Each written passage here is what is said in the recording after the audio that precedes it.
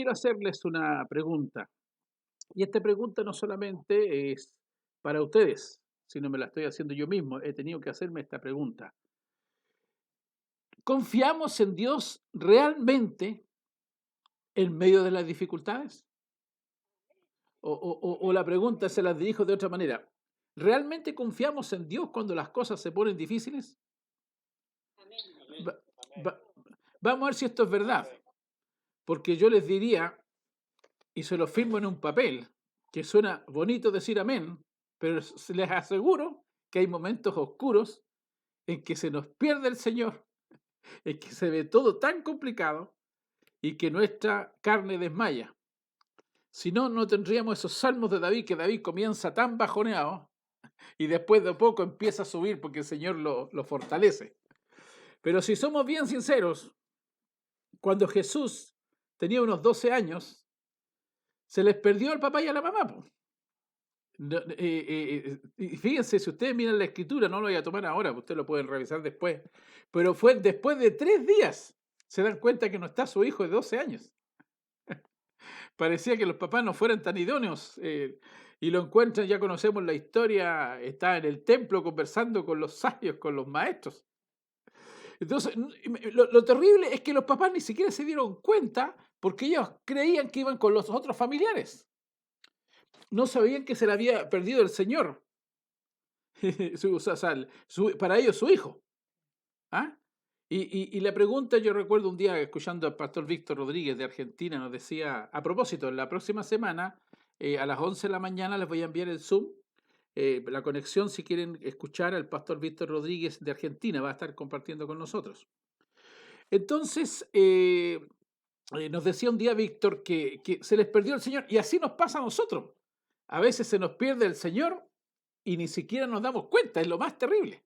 Se nos pierde de vista y ya vamos a ir revisando si es cierto que confiamos tanto en Dios en todas las dificultades.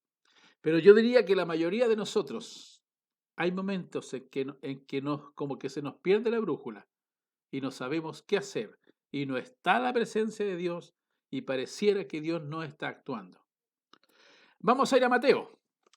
Mateo capítulo 14, versículo 22. Por mi parte tiendo a comparar la Reina Valera con la versión NTV, que es una versión con un lenguaje más moderno. Es la misma Biblia, pero con un lenguaje más moderno. Entonces, Mateo capítulo 14, del versículo 22 en adelante. Mateo 14, 22. Enseguida Jesús hizo a sus discípulos entrar en la barca e ir delante de él a la otra ribera, entre tanto que él despedía a la multitud. Despedida la multitud, subió al monte a orar aparte, y cuando llegó la noche estaba allí solo. Y ya la barca estaba en medio del mar, azotada por las olas, porque el viento era contrario. Esa palabra ahí o subrayenla o recuérdenla. El viento era contrario, o sea, estaba en contra. Mas a la cuarta vigilia de la noche, Jesús vino a ellos andando sobre el mar. Y los discípulos, viéndole andar sobre el mar, se turbaron diciendo, un fantasma, y dieron voces de miedo. Pero enseguida Jesús les habló diciendo, tened ánimo, yo sois, no temáis. Entonces le respondió Pedro y dijo, Señor, si eres tú, manda que yo vaya a ti sobre las aguas. Y él dijo, ven. Y descendiendo Pedro de la barca, andaba sobre las aguas para ir a Jesús.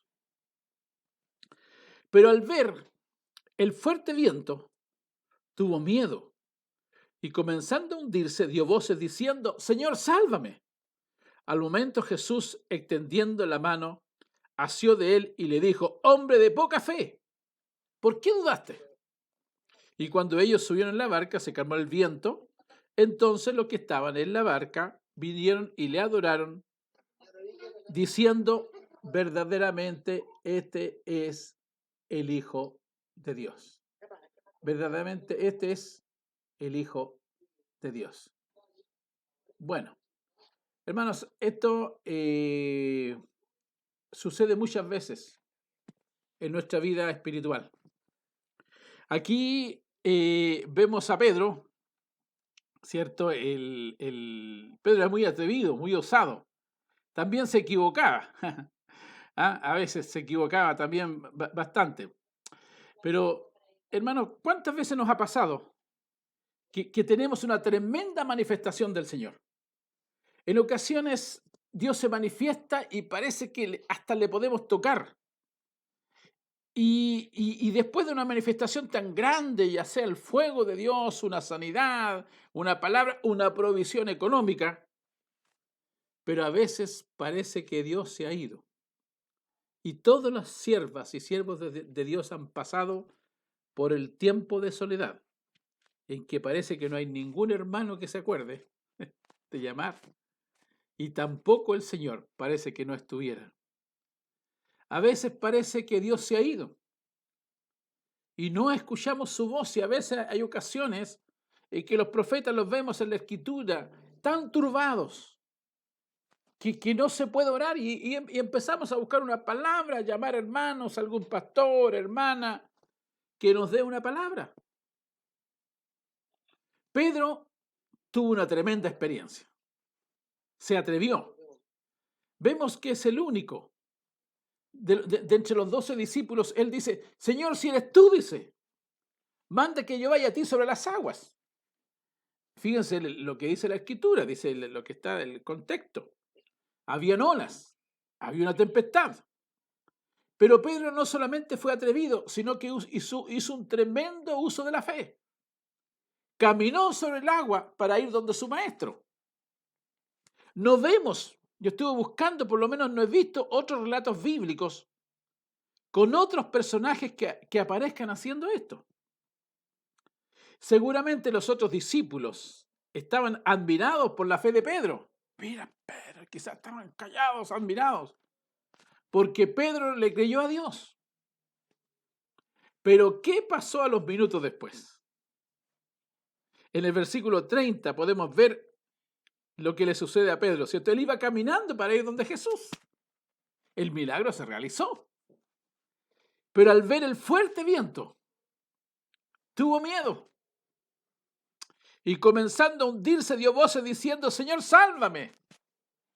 O sea, el hombre de Dios atrevido, que había creído, que tuvo la fe suficiente para ir donde Jesús, caminando sobre el mar, quitó la mirada del maestro. ¿Y qué pasó? Comenzó a hundirse. Así nos sucede a nosotros, hermanos. Notemos que Pedro estaba caminando igual que Jesús, sobre las aguas. Su maestro compartió este milagro con él. No hizo distinción. Ven, le dijo. Pero el tema es que Pedro miró alrededor. En la realidad, la tempestad estaba ahí hace rato. No es que la tempestad comenzó en ese momento. Y de inmediato comenzó a hundirse. Jesús, sálvame. Se acabó la fe. Se acabó la confianza. Se le acabó lo osado. Y Jesús, que siempre tiene misericordia, lo toma su mano y lo saca. Pero también lo reprendió. Hombre de poca fe, ¿por qué dudaste? Y si somos bien sinceros, aunque aquí varios me respondieron que no han tenido crisis, que su vida espiritual ha sido re buena siempre, si somos bien sinceros, en alguna oportunidad Dios nos ha tenido que decir: hombre, o las mujeres digan mujer, de poca fe, ¿por qué dudaste? Si somos bien sinceros, en alguna oportunidad Dios nos ha tenido que reprender. ¿Por qué dudaste? Cuando Pedro se atrevió a creer en Jesús y caminó sobre las aguas, le decía recién que la tempestad estaba igual que antes. Las circunstancias no hicieron que Pedro se hundiera, sino que quitó la mirada de su maestro. Cuando miraba a Jesús se atrevía a todo.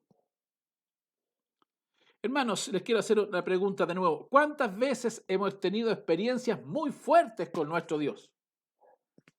¿Cuántas veces hemos visto un milagro, hemos visto abrirse el cielo, percibiendo la manifestación del Espíritu a tal punto que parece que podemos tocar el trono? Dios tan cercano, tan palpable, pero al poco tiempo, con la primera crisis, se nos pierde de vista. Viene el desánimo. Estábamos leyendo recién que el viento era contrario. Hermanos, muchas veces el viento es contrario para los hijos del Señor. Un viento fuerte en contra, el viento del mundo viene en contra.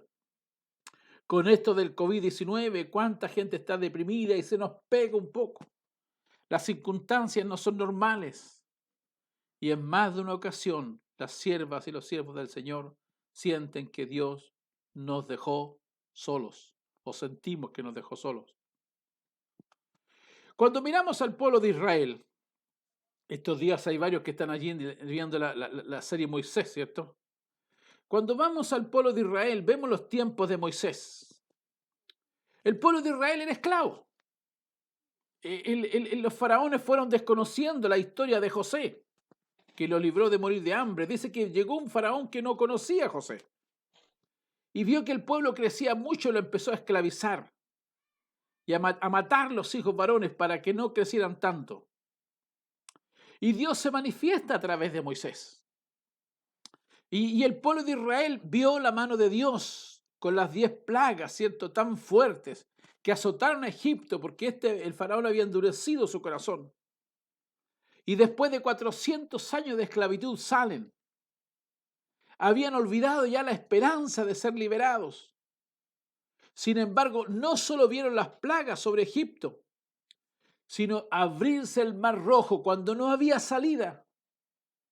Ya se les había olvidado la mano de Dios. Moisés, vamos a morir acá.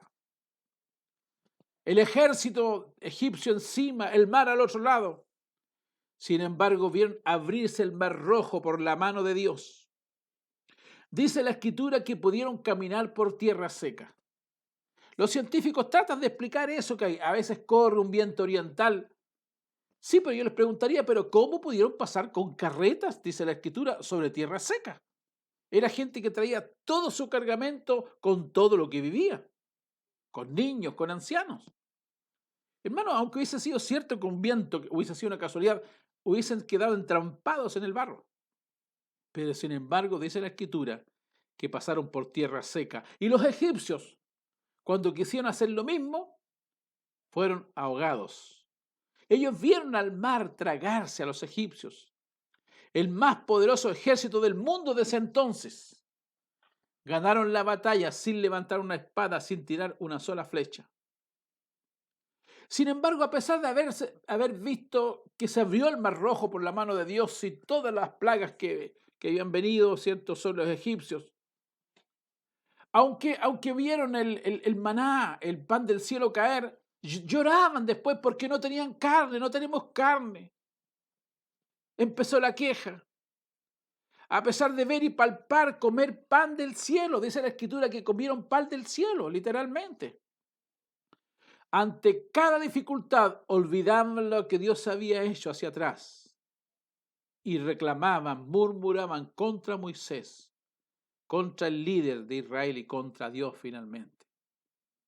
Hermanos, debemos poner cuidado. La palabra, si bien hay cierto una palabra que dice que no miremos las cosas pasadas, se refiere a no mirar los pecados, en eso que anduvimos que nos hacía mal. Y por otra parte dice que tenemos que mirar las sendas antiguas. Cuando habla de las sendas antiguas es que ahí sí que hay que recordar los milagros de Dios. Que su mano ha estado con nosotros, hermanos, hermanas, aún en medio de la pandemia Dios está con nosotros. Que no lo sentimos, que no lo percibimos, es por nuestra propia humanidad, pero Él prometió no soltarnos nunca.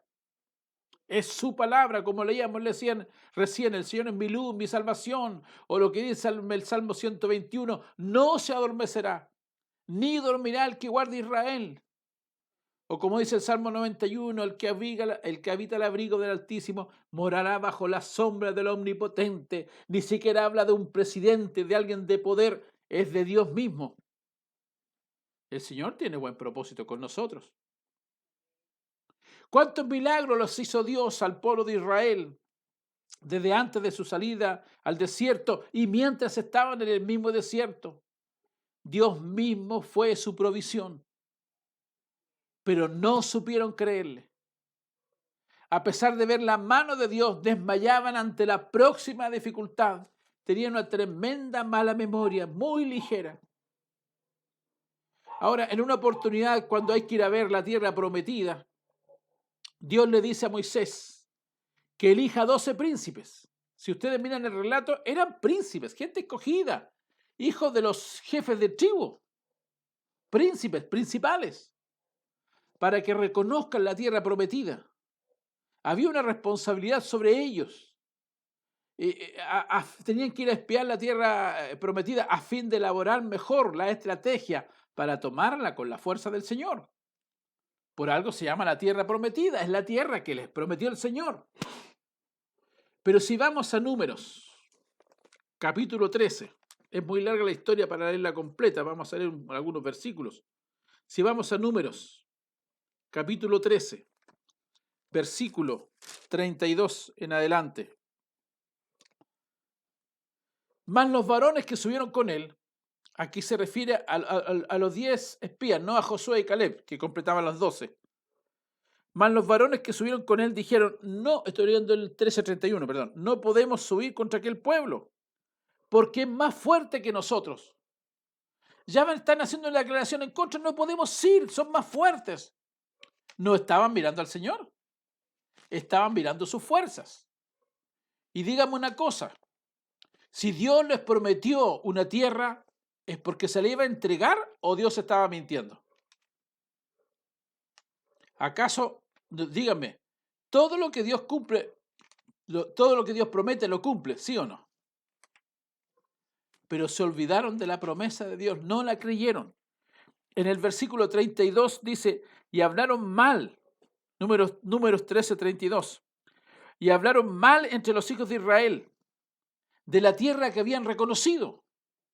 Hablaron mal de la tierra que Dios les había dado, diciendo, la tierra por donde pasamos para reconocerla es tierra que traga a sus moradores. Y todo el pueblo que vimos en medio de ella son hombres de grande estatura. También vimos allí gigantes, hijos de Anac, raza de los gigantes, y éramos nosotros, a nuestro parecer, como langostas, y así les parecíamos a ellos. Ellos estaban interpretando lo que los otros vieron. En el Números 14, seguimos, versículo 1. Miren la actitud del pueblo, en vez de decir, pucha, si Dios nos dio una tierra, tomémosla, como está diciendo Caleb.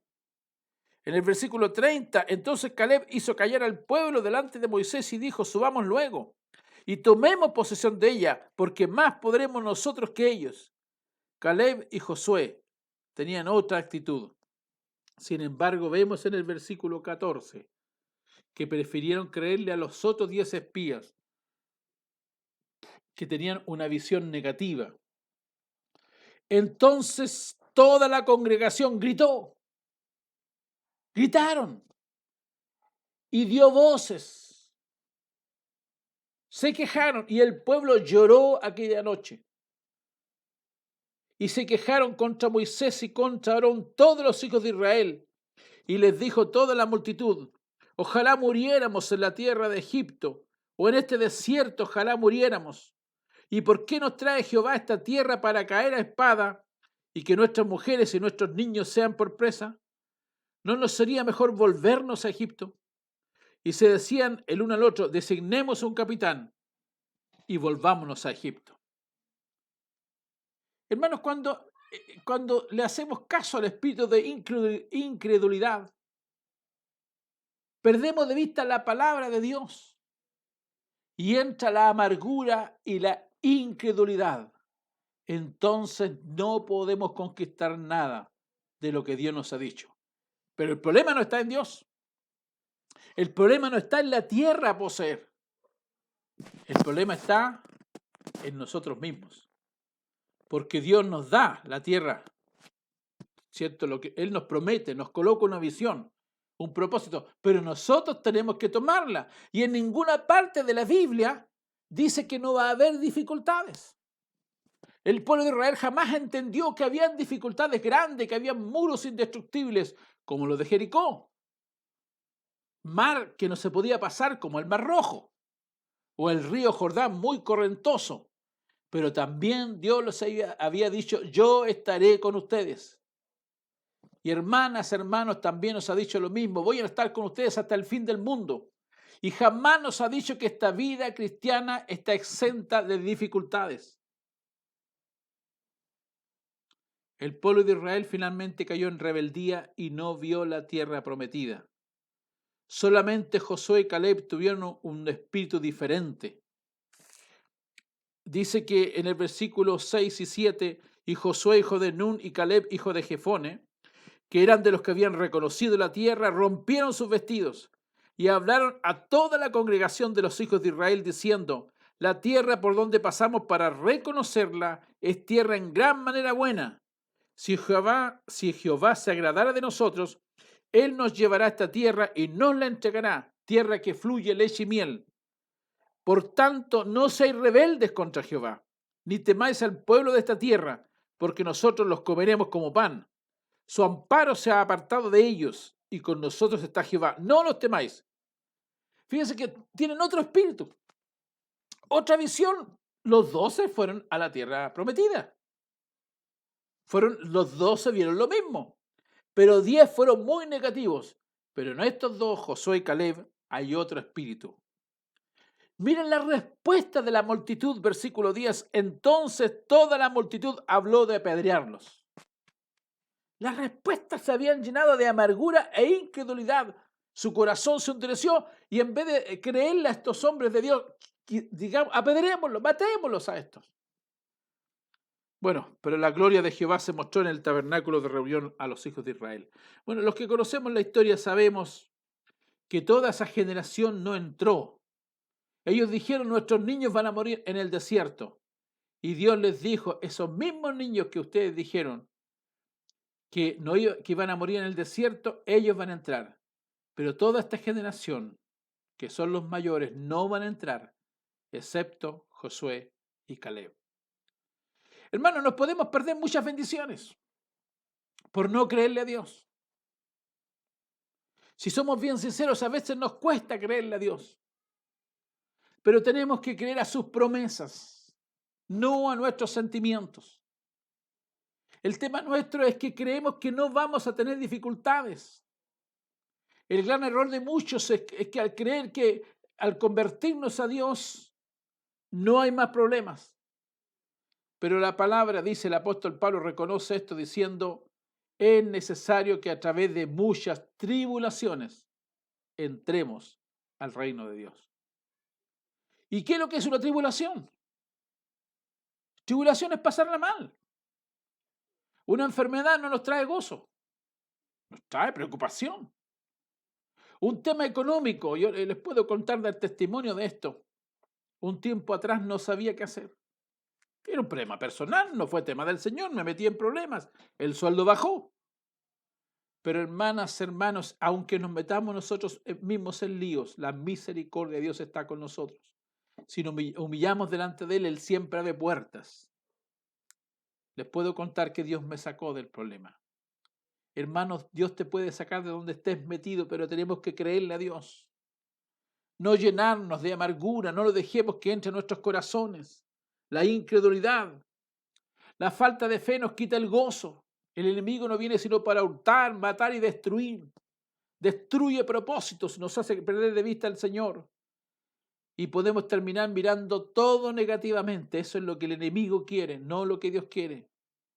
El mundo es mundo, las circunstancias siempre han sido negativas para los cristianos.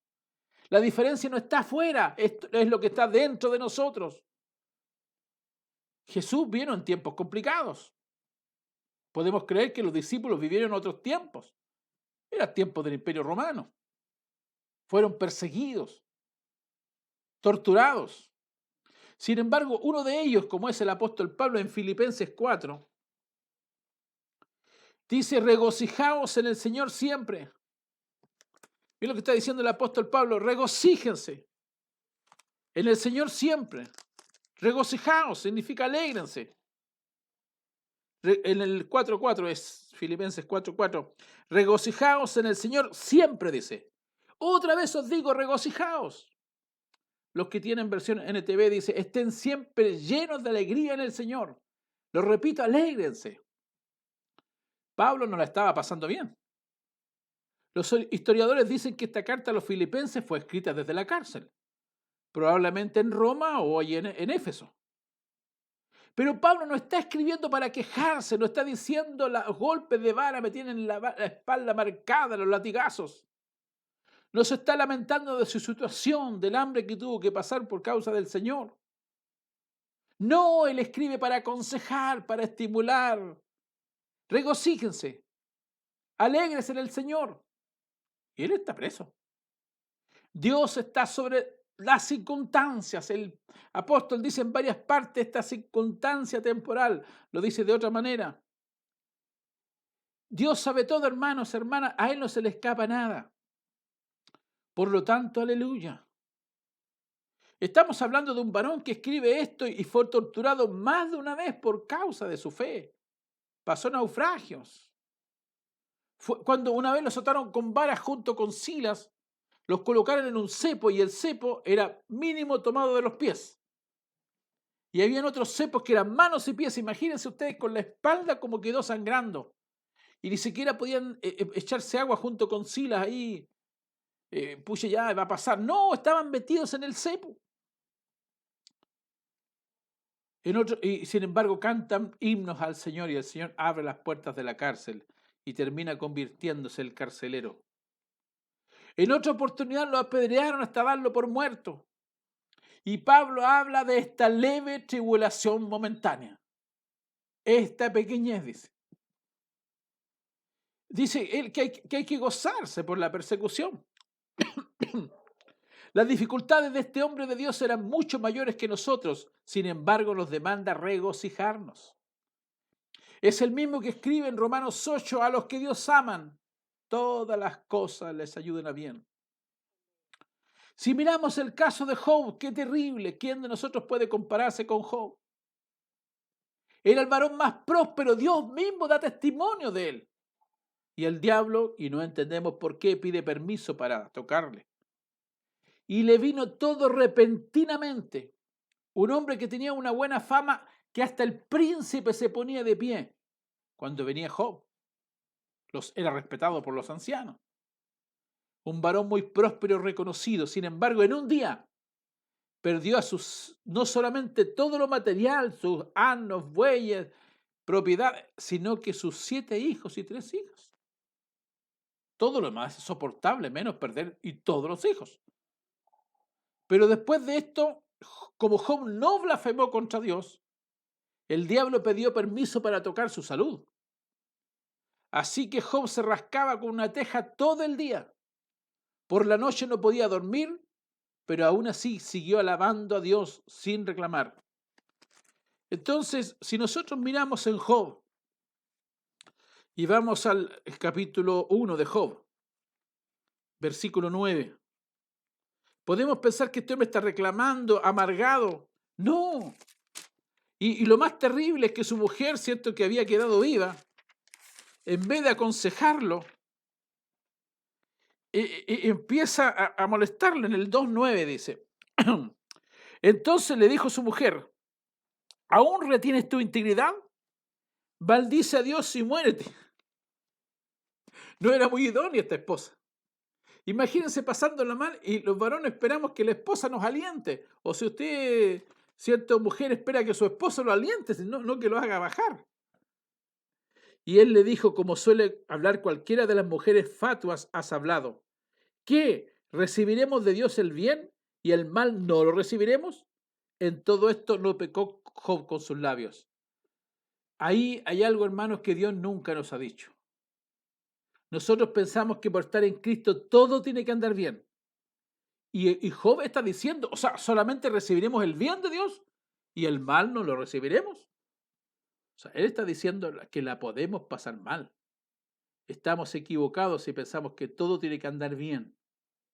Aunque hagamos la voluntad de Dios, el viento puede ser contrario, como le pasó allí al apóstol Pedro. La corriente de este mundo es contraria a nosotros.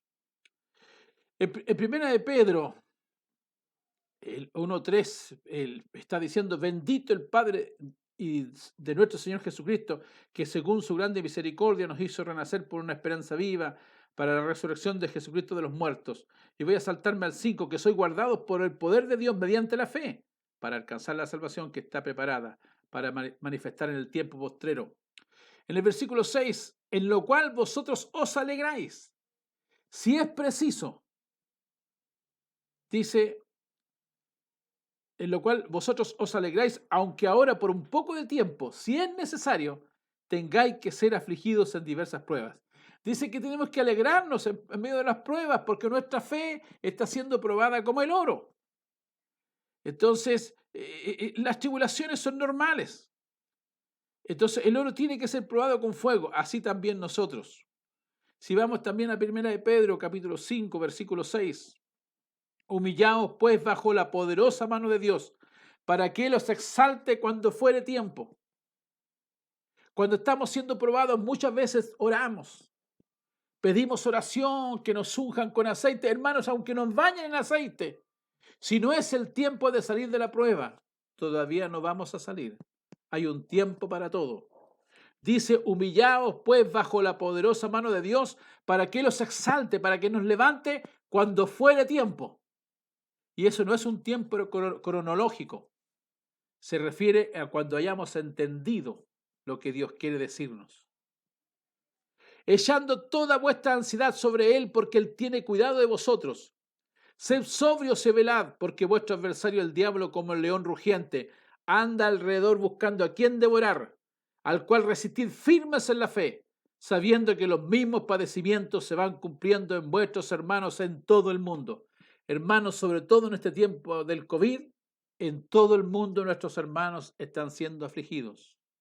A veces pensamos que a mí nomás me pasa, a mí nomás me sucede. Hermanos, las mismas cosas le suceden a nuestros hermanos en todo el mundo.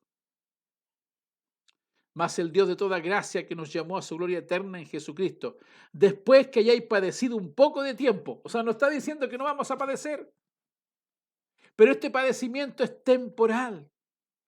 Él mismo os perfeccione, afirme, fortalezca y establezca. Hermanos, después de cada prueba, Dios quiere afirmarnos. Siempre somos fortalecidos. Y finalmente dice que somos establecidos. Si ustedes miran el objetivo de las pruebas en el versículo 10 de 1 de Pedro capítulo 5. Primer propósito de la prueba, que seamos perfeccionados. Siempre cuando hay una prueba es porque Dios tiene que corregir algo en nosotros. Que nosotros no lo vemos, pero Él lo ve. Segundo, el propósito de las pruebas es afirmarnos. Que no tengamos una fe que se cae a la primera. El primero es perfeccionarnos. Segundo, que seamos afirmados. Solamente las personas que han pasado por grandes pruebas están capacitados para ministrar a otros y alentarnos en medio de las pruebas. Tercero, fortalecernos. Toda prueba trae por objetivo fortalecernos. Aunque lloremos y nos sintamos débiles y parece que no vamos a poder soportar, pero el objetivo es también fortalecernos. Es más Cristo en nosotros. Después de cada prueba pasamos un escalón más hacia lo que es Cristo en nosotros. Y tercero, establecer. Las personas sabias son aquellas que han pasado grandes pruebas y saben que Dios va a actuar, aunque el tiempo sea difícil, aunque estén las olas así azotando y el viento sea contrario. Toda vez que pasamos una prueba, conocemos más al Señor. Y nos conocemos más a nosotros mismos. Dígale a su hermano, el otro propósito es que te conozcas más a ti mismo. Porque a veces nos creemos tan espirituales y no somos tanto como creemos. A veces queremos tener fe y no tenemos tanta fe y Dios se encarga de mostrarnos también eso, para que no confiemos en nosotros mismos, sino que toda nuestra confianza esté en el Señor. Así que el consejo del apóstol es: humíllense ante el gran poder de Dios y Él los levantará a su debido tiempo y les dará honor. Así como Job fue levantado, ¿cierto? Y fue engrandecido con mucho más que lo que tenía antes. Por lo tanto, hermanos, resumiendo, no pensemos que porque somos cristianos no pasaremos dificultades o enfermedades o presiones económicas, familiares. Sería muy fácil la vida cristiana así. Debemos reconocer que nuestro Dios está en todas las cosas, aún en lo íntimo, en aquello que no pensamos. Y Dios está, Él no solamente es todopoderoso, también es omnisciente, sabe todas las cosas. Y es omnipresente, o sea, está en todo lugar. Hermanos, ¿por qué no le dices a tu hermano que está al lado? Los que están solos, díganse a sí mismos: la prueba solamente es temporal.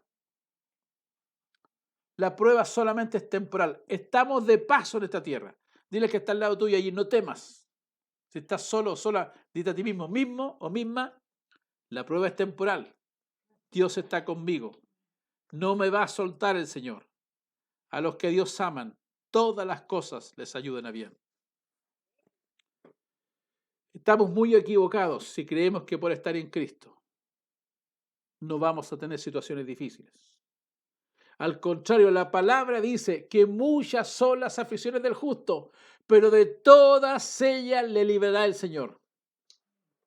Dígale que está al lado suyo: muchas son las aflicciones del justo, pero de todas ellas, de cada una, le librará el Señor. Hermanos, no nos hemos dado cuenta, pero todo este tiempo atrás que se nos habló de fe, de la palabra, ha sido un tiempo de entrenamiento para estar preparados en este tiempo. Y lo que hoy día sufrimos es el tiempo de entrenamiento para lo que viene mañana. Y si no tenemos pruebas más grandes, es porque todavía no somos capaces de soportarlas. Pero Dios nunca nos va a probar más allá de lo que podemos soportar. Pero cada prueba trae revelación, trae perfección, perfeccionamiento. Todas las pruebas tienen un objetivo. Jamás Dios nos deja padecer.